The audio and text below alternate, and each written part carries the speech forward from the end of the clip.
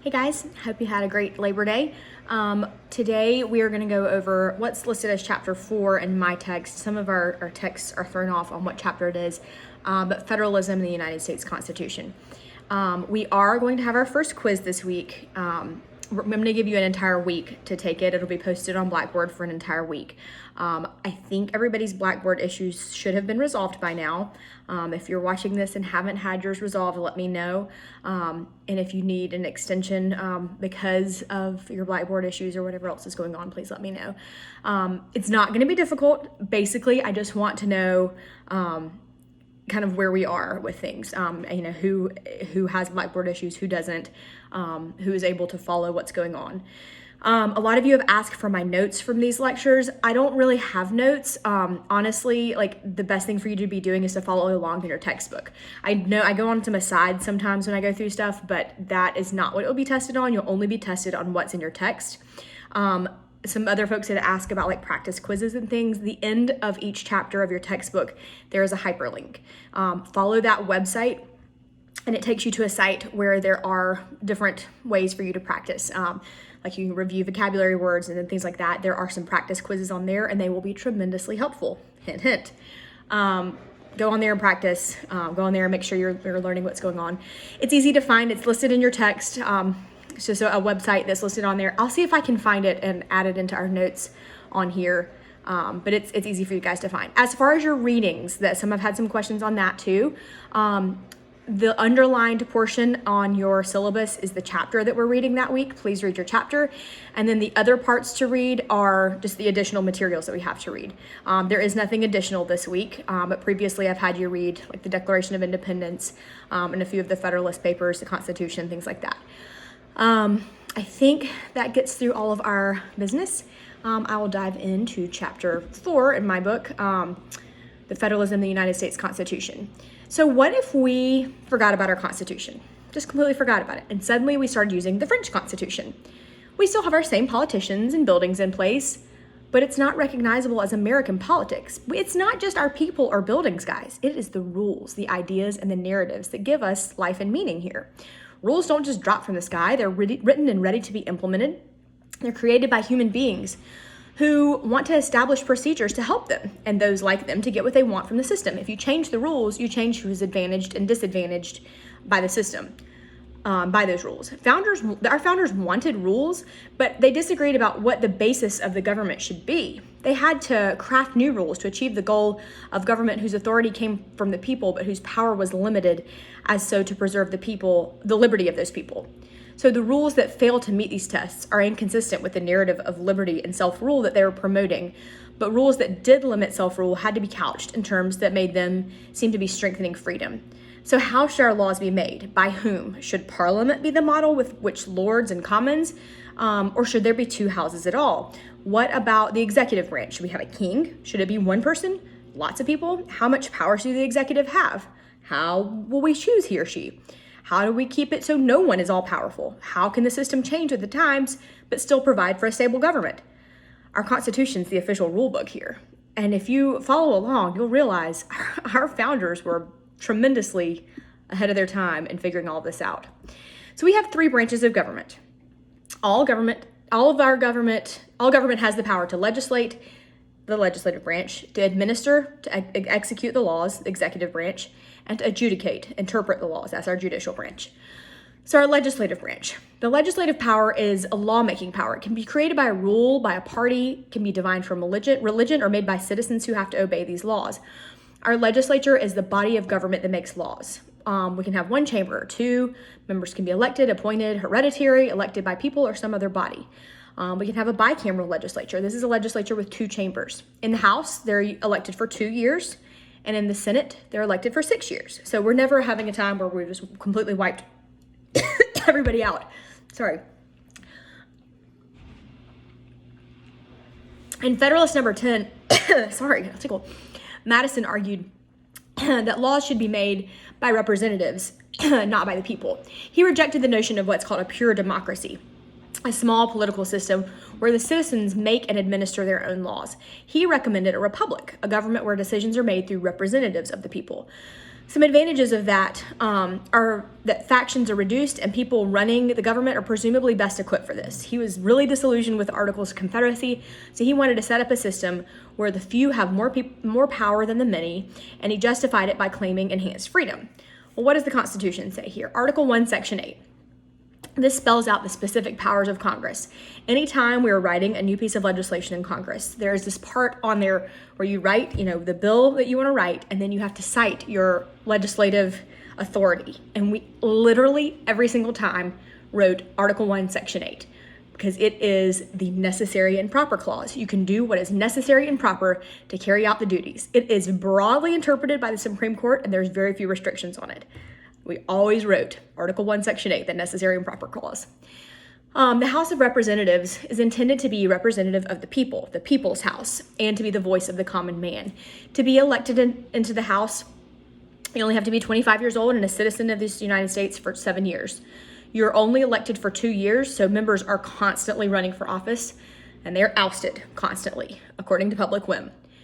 But this was intentional. The founders wanted this office to be accessible and to be easily influenced based on the changes in public opinion. In the Senate, you have to be 30 and a citizen for 9 years. So maybe you're older and wiser and more stable. How many people do you think are older and wiser and more stable by the time they're 30? Maybe. Their terms last for 6 years, so they're not as easily swayed by the changing public opinion, and they're not constantly running for office the way you are in the House of Representatives. Basically, you have about 4 years in the Senate to get work done before you're campaigning again. Originally, the Senate was not elected by the people.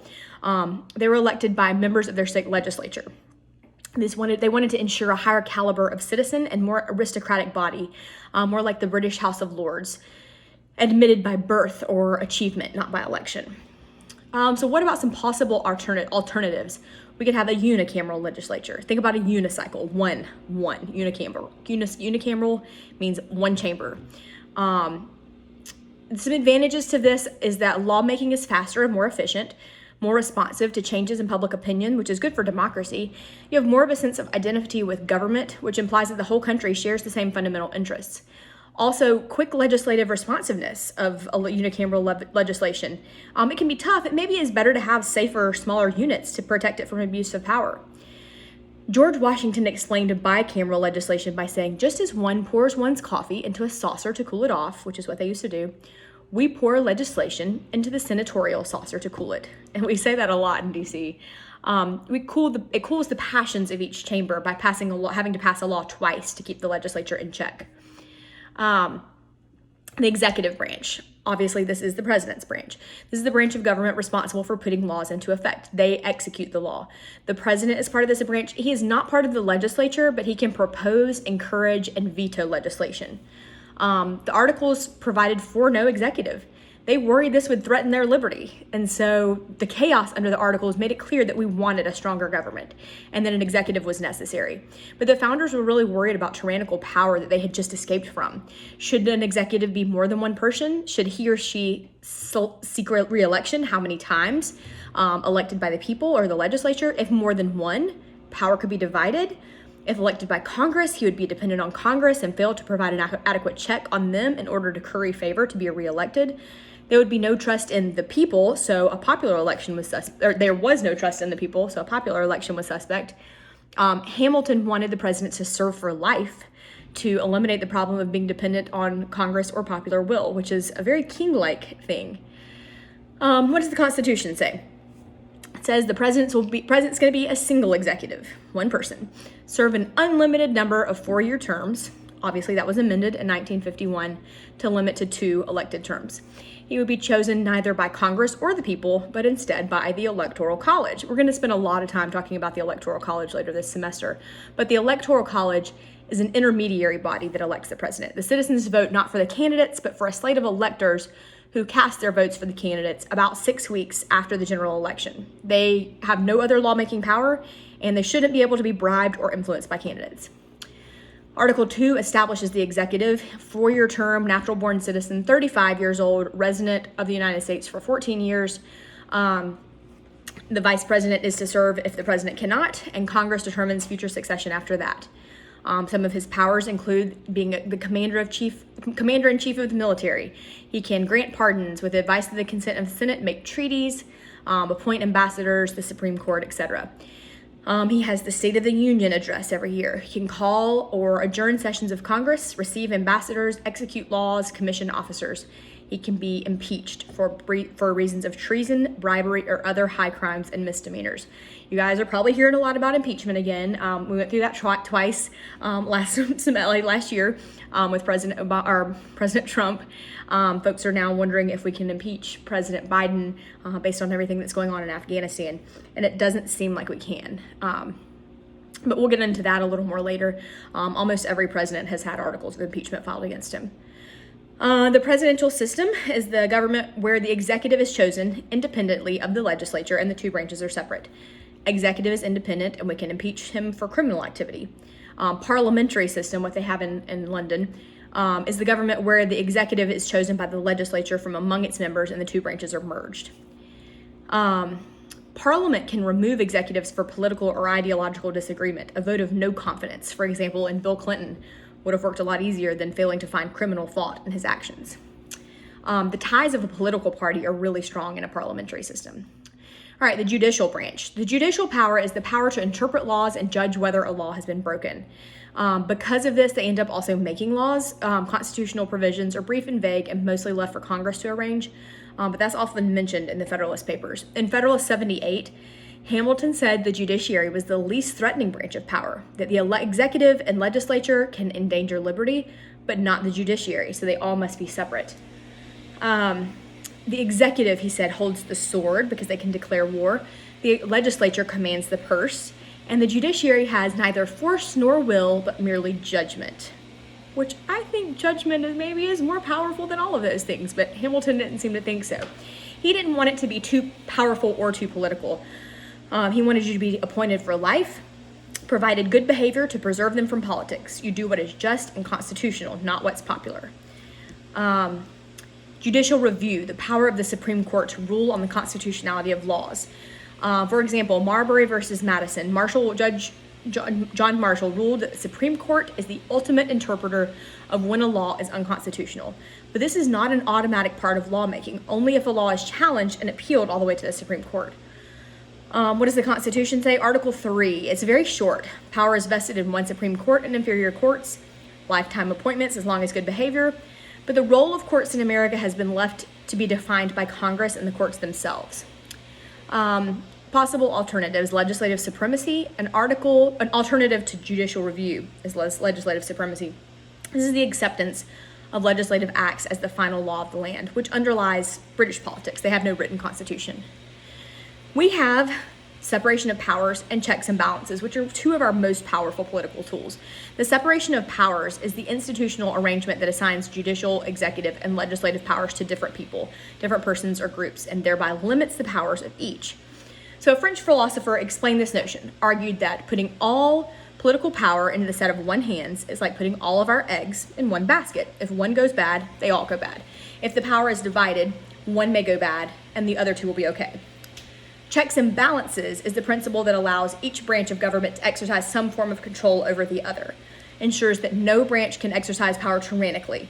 The president can veto Congress. Congress can override that veto. The Supreme Court can declare a law unconstitutional.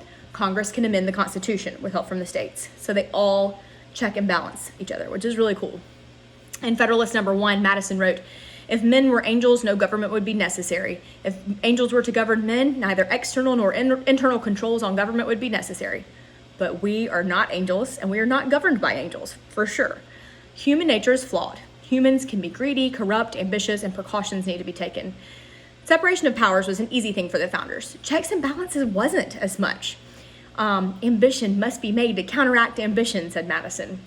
So what does the Constitution say? Article 1, we will have a bicameral legislature. Both houses must agree, which checks each other. President can veto Congress. Congress can override a veto and check the president. Congress can impeach the president or the Supreme Court and check them.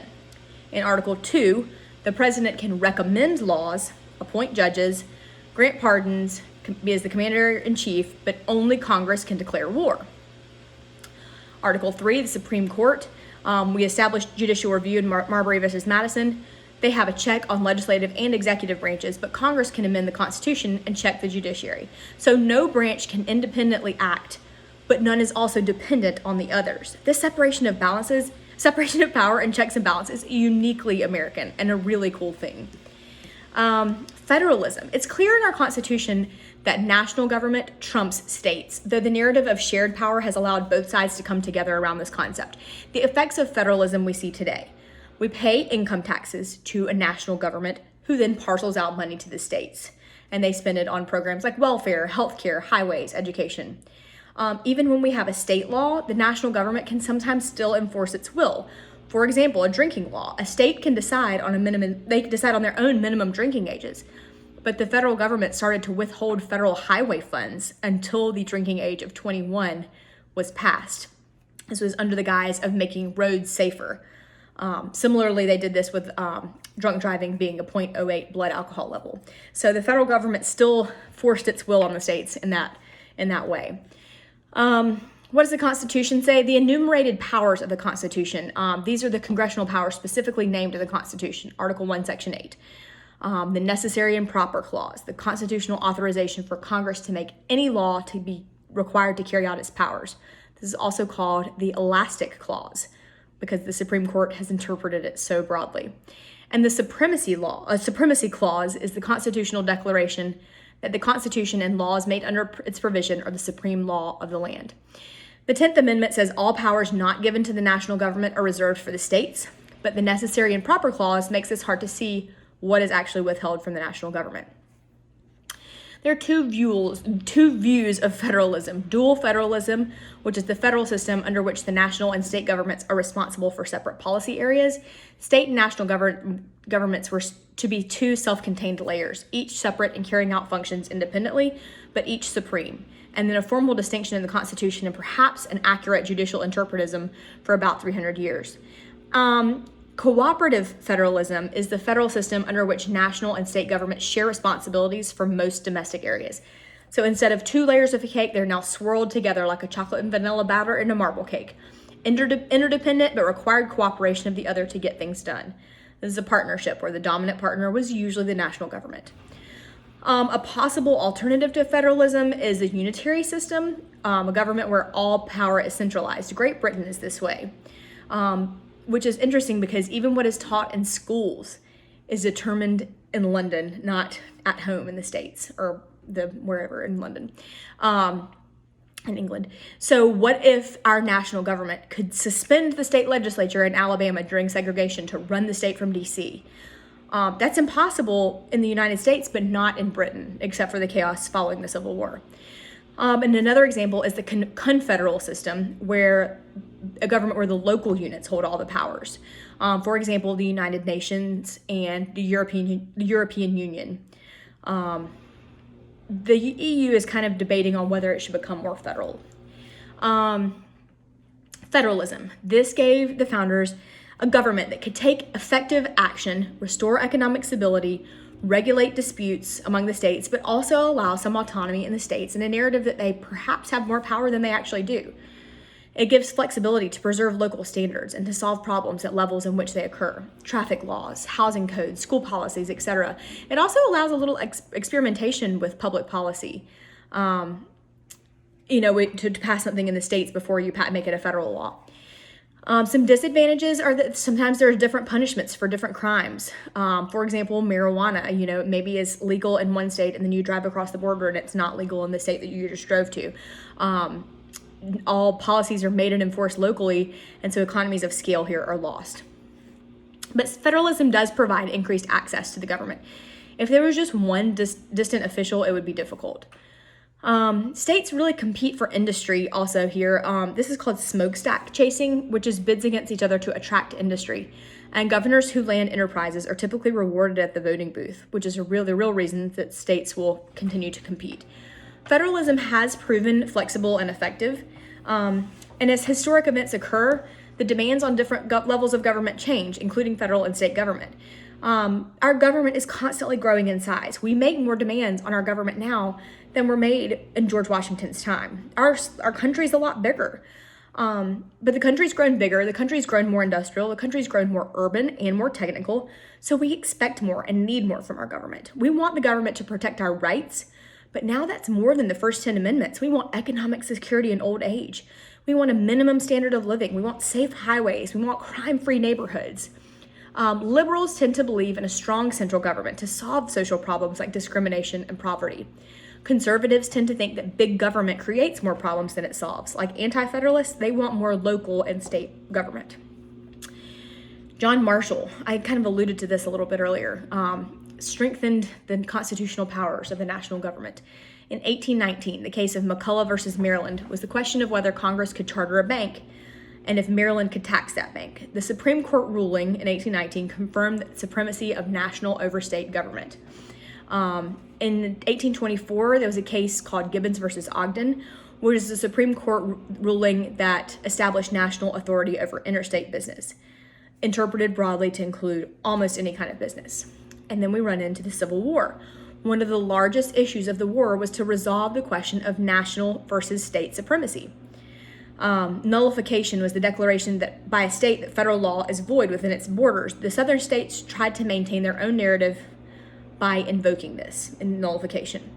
Then they seceded from the United States to reject national authority, but the Union victory showed that states did not retain sovereignty under the Constitution.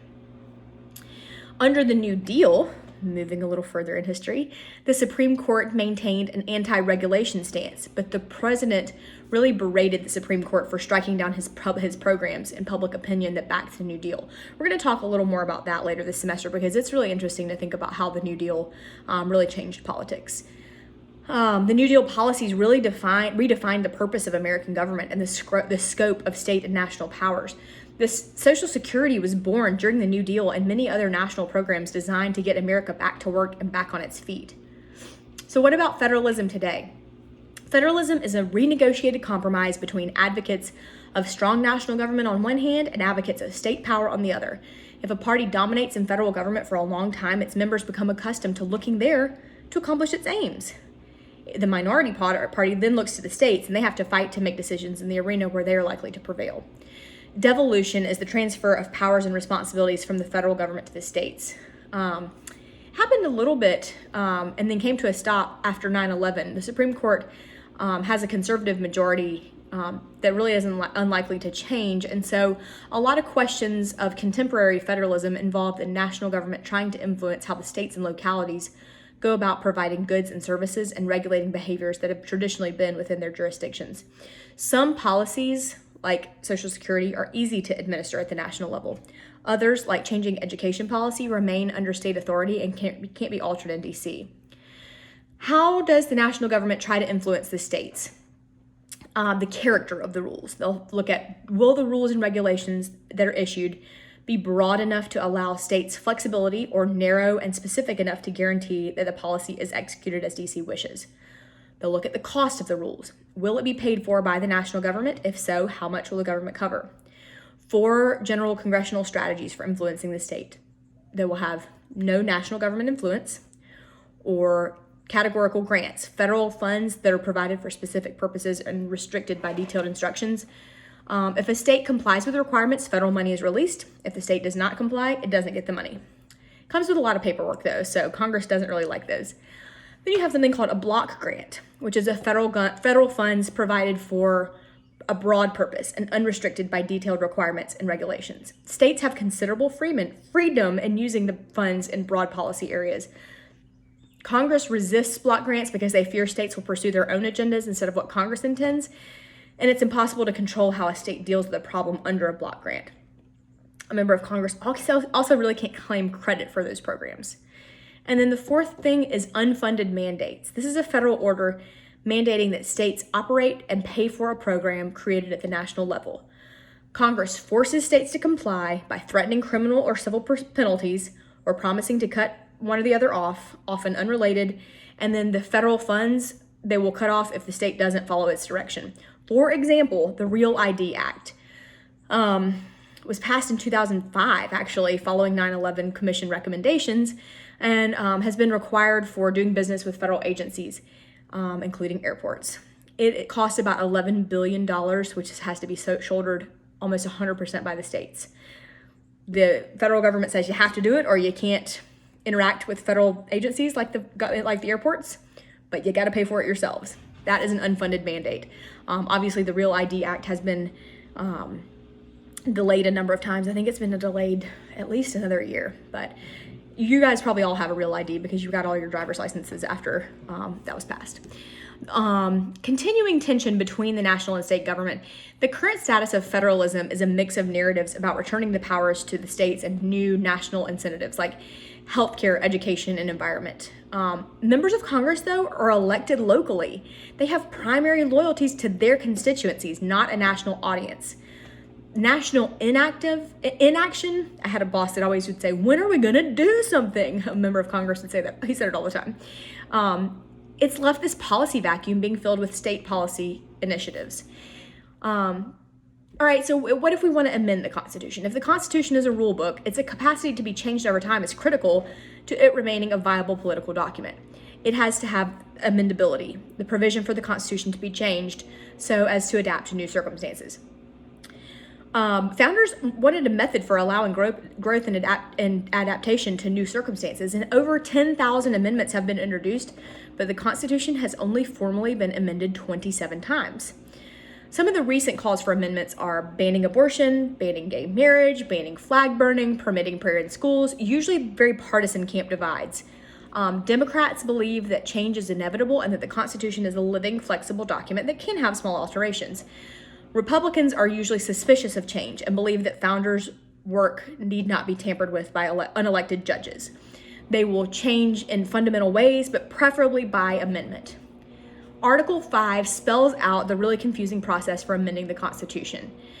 Has to be proposed by either a 2/3 votes of the House and Senate, or when 2/3 of the state request a constitutional convention, must be approved by the legislatures of 3/4 of the state, by conventions, or 3/4 of the states. Very confusing. Luckily, we don't do it very often. Some states make it harder to amend their own constitutions. 12 states require that amendments must pass in more than one session of legislature.